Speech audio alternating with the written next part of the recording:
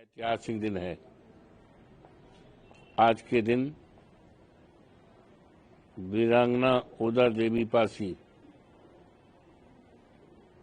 इन्होंने 1857 की लड़ाई आजादी के अगली कतार में रहकर लड़ी थी। लखनऊ स्थित एक चौराहा, उस पर पीपल का पेड़ था।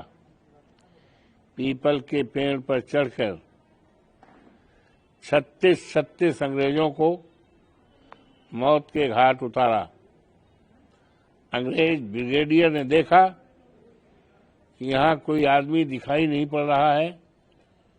ये 36 हमारे सेना के जवान कैसे मौत को प्राप्त हो गए। देखा, पीपल का पेड़ की तरफ देखा तो उस पीपल के पेड़ पर वीरांगना उदा देवी पासी पुरुष वेश में बैठी थी। अंग्रेज ब्रिगेडियर ने निशाना करके उनके ऊपर फायर कर दिया। वो जमीन पर गिर गई और जब देखा कि ये तो महिला है, बड़ी सारी, यदि मैं जानता कि महिला है तो मैं इस पर वार न करता। सैल्यूट किया। वो चौराहा राजधानी स्थित लखनऊ सिकंदराबाद चौराहा, सिकंदराबाद चौराहे पर पीपल का पेड़ था। उत्तर तरफ तालाब था और घने पेड़ थे। उसी में अंग्रेजों की फौज थी। तो उन्होंने आज का दिन 16 नवंबर को, आज ही के दिन वो शहीद हुई हैं। इसलिए समाजवादी पार्टी ने, इसलिए पीडीए के तत्वावधान में फायर एवर लान, जो बहुत बड़ा लान है, बहुत बड़ा लान है, लाखों लोग इकट्ठा हो सकते हैं, वहीं पर वीरांगना उदा देवी का शहीदी दिवस, बलिदानी दिवस मना रहे हैं। और इसी दिन वीरांगना झलकारी बाई कोरी, जो देश की आजादी के खातिर अगली कतार में रह करके शहीद हुई हैं। बाबा साहब भीमराव अंबेडकर, जिन्होंने देश के लोगों को संविधान में मतदान देने का अधिकार और तमाम मूलाधिकार दिए। संत रविदास जी और तमाम जितने हमारे ये पूर्वज हैं, उनका सम्मान किया जाएगा आज। और समाज के तमाम वृद्धजनों को, उनको सम्मानित किया जाएगा। आज का दिन ये प्रेरणा लेने के लिए है। मुझे अफसोस है कि वीरांगना उदा देवी का जो परिवारजन है, आज देश की आजादी को 77 साल से भी ज्यादा हो गया और देश अमृत महोत्सव मना रहा है। अभी हम लोगों ने पार्लियामेंट के अंदर भारतीय संविधान का 75वां शानदार दिवस मनाया है।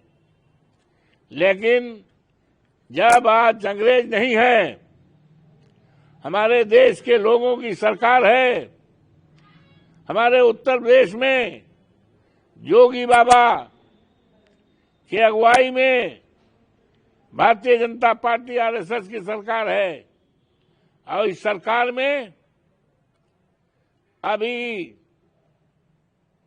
20 तारीख को, जिस दिन पूरे देश में दीपावली का त्योहार मनाया जा रहा था। काकोरी गांव में रामपाल पासी, जिनकी उम्र 70 साल की है, बीमार हैं। बीमारी हालत में उनके घर के सामने एक मंदिर है। मंदिर का शाह दिवाली है। शाह दिवाली के पास मंदिर से 50 मीटर दूरी पर एक चबूतरा है। उस चबूतरे पे बैठ जाते हैं। बीमारी के कारण पेशाब हो जाता है और ये जानकारी भारतीय जनता पार्टी के कार्यकर्ता आरएसएस का है। उसको जब जानकारी हो जाती है तो आकर के इनको जातीय शब्द कहकर बेइज्जत करता है, जूतों से मारता है और गला दबाकर नीचे सिर झुकवा करके कहा इसको चाटो। आज ये क्या हो रहा है? क्या वीरांगना उदा देवी पासी ने इसीलिए जान गंवाई थी, इसीलिए 36 अंग्रेजों को मार गिराया था कि हमारे न रहने के बाद, देश आजादी पाने के बाद आजाद देश में आज क्या हो रहा है? बाबा भीमराव अंबेडकर ने जो उन्होंने संविधान बनाया है, आज हमारे संविधान पर खतरा है।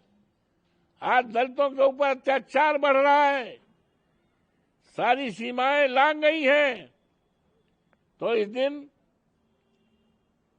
पीडीए के तत्वावधान में हमने तय किया है शौर्य दिवस मनाने का और इस दिन संकल्प करेंगे।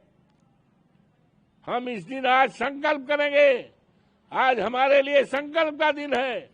आज हमारे लिए प्रेरणा का दिन है कि ऐसी सरकार जिसके रहते और चलते आज दलितों को, वीरांगना उदा देवी के परिजनों को आजादी के इतने दिन बाद भी पेशाब पिलाया जा रहा है, अपमान किया जा रहा है। तो हम ऐसी व्यवस्था करेंगे आने वाले दिनों में, ऐसी सरकार बनाएंगे माननीय अखिलेश यादव के नेतृत्व में। पीडीए की सरकार ऐसी बनाएंगे जिसमें सबको सम्मान मिलेगा, सबको आदर मिलेगा, सबको आजादी का हिस्सा मिलेगा, सबके चेहरे पर मुस्कान होगा और कोई किसी को अपमानित करने की हिम्मत नहीं करेगा। आज संकल्प भी लेंगे और घोषणा भी करेंगे। कांग्रेस ने बिहार में एसआईआर के बाद 3 लाख लोग जुड़े हैं। कांग्रेस ने चुनाव आयोग से पहले बिहार की मतदाता संख्या में अचानक वृद्धि की चिंता व्यक्त की है, जिसके बाद चुनाव आयोग की स्पष्टीकरण देना पड़ा है। चुनाव आयोग ने बताया कि वृद्धि दर पंजीकरण के कारण हुई है, जिसमें यह सुनिश्चित हुआ है कि पात्र मतदाता भाग ले सकेंगे। ऐसा है, बिहार का चुनाव लोकतंत्र पर यह हमला है। लोकतंत्र को पैसे के बल पर खरीदा गया है। एक तरफ चुनाव आयोग चुनाव घोषित करता है, प्रदेश में आचार संहिता लागू होती है, आचार संहिता के रहते और चलते कोई भी सरकार, कोई भी नेता किसी पार्टी का न कोई घोषणा कर सकता है, न उद्घाटन कर सकता है, न शिलान्यास कर सकता है, न कोई घोषणा कर सकता है। लेकिन 10-10 हजार रुपए का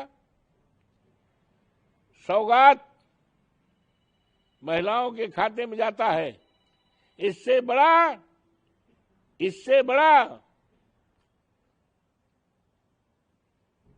चुनाव आयोग का जो आचार संहिता है, जिसका हम लोग पालन करते हैं, इसका सरासर उल्लंघन है।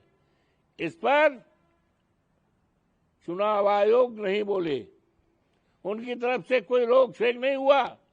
और दूसरे राज्यों में जहां पर भारतीय जनता पार्टी की सरकार नहीं है, वहां पर चुनाव घोषित हो चुका है, इस तरह की कार्रवाई पर रोक लगाई गई है। लेकिन ये क्या हो रहा है? आज अफसोस है कि आज चुनाव आयोग पूरी तरह सरकार से मिला हुआ है और जिसका नतीजा है बिहार का चुनाव, जिसका चुनाव एक तरफा हुआ है और लाखों लाख वोट काटे गए हैं। जिस SIR को लेकर समाजवादी पार्टी माननीय अखिलेश यादव के नेतृत्व में, माननीय राहुल जी के नेतृत्व में हम लोगों ने लोकसभा में आवाज उठाया था और सदन के बाहर चुनाव आयोग से इस बात को करने का, फरियाद करने का हम लोग लामबंद होकर गए थे। चुनाव आयोग ने कोई सुनवाई नहीं की। तो चुनाव आयोग मौन है। ये लोकतंत्र के लिए खतरे की घंटी है। लेकिन हम समाजवादी पार्टी के लोग, हम बाबा साहब भीमराव अंबेडकर के मानने वाले लोग, आज क्या हो रहा है, आरक्षण खत्म हो गया है। सरकारी नौकरियों में देख लीजिए, यूनिवर्सिटी में कहीं पर कोई शेड्यूल कास्ट का असिस्टेंट प्रोफेसर नहीं बनाएगा। पूरे देश की बात मैं कर रहा हूं। ये अन्याय है, अत्याचार है।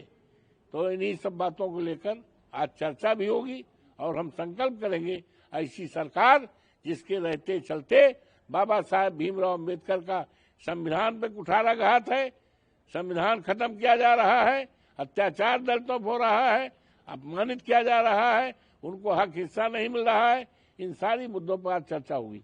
अखिलेश यादव का कहना, समाजवादी पार्टी अखिलेश यादव का कहना, चुनाव हमें जीत और हार से सबक सिखाते हैं। बीजेपी ने कहना शुरू कर दिया उन्हें महिलाओं से ज्यादा वोट मिले हैं, कब तक 10,000 रुपया देंगे, कब तक सम्मान की जिंदगी देंगे। उन्होंने 202 सीटें जीती हैं और उसके बाद बिहार की जीत उत्तर प्रदेश की जीत से मेल नहीं खा सकती है। हम उत्तर प्रदेश के लिए तैयार हैं। देखिए, ऐसा है, 24 का चुनाव लीजिए। भारतीय जनता पार्टी बहुत घमंड में कहते थे कि उत्तर प्रदेश में 80 में 80 हम पाएंगे। चुनाव हुआ, 80 चुनाव में कितना मिला? 37 सांसद आज माननीय अखिलेश यादव के नेतृत्व में लोकसभा में बैठते हैं। तीसरी शक्ति उभर के आई है और 6 सांसद हमारे सहयोग से जीते हैं कांग्रेस के। 6 और 37 कितना हुआ? 43। सीट कितनी है? 80। 80 में हम 43 पाए हैं। हम बहुत 24 से हम जीते हैं। भारतीय जनता पार्टी हारी है। बिहार का जाने दीजिए, बिहार का तो आंकड़ा उस समय भी ठीक नहीं था। बिहार से कोई तुलना नहीं है। समाजवादी पार्टी बड़े बहुमत से माननीय अखिलेश यादव के नेतृत्व में 27 में जीतेगी, शानदार सरकार बनाएगी और जिसमें जातीय जनगणना होगा, आरक्षण होगा और बेरोजगार नौजवानों को, चाहे जिस जात बिरादरी को होंगे, बेरोजगार है, उनको सरकारी नौकरी दी जाएगी। नेशनल कॉन्फ्रेंस फारूक अब्दुल्ला कहते हैं, मुझे उम्मीद है कि ऐसी कोई चीज ऑपरेशन सिंदूर नहीं होगी जिसमें कुछ नहीं निकला। हमारे 18 लोग मारे गए हैं, हमारी सीमाओं से समझौता किया है। मुझे उम्मीद है कि दोनों देश अपने संबंधों में सुधार करें, एकमात्र रास्ता है। मैं वही दोहराना चाहता हूं कि जो बीजेपी ने कहा था, दोस्त बदले जा सकते हैं लेकिन पड़ोसी नहीं। ये ठीक है। फारूक अब्दुल्ला कहना ऐसा है, इस पे चर्चा बहुत हुई।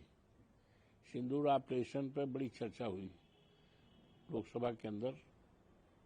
21 तारीख से जब सदन चला था, 21 जुलाई से 21 अगस्त तक बड़ी चर्चा हुई और देश जानना चाहता था कि जब 26 लोग आतंकवादियों के द्वारा मारे गए, देश एक हो गया, एक झंडे के नीचे हो गया, सरकार के साथ हो गया।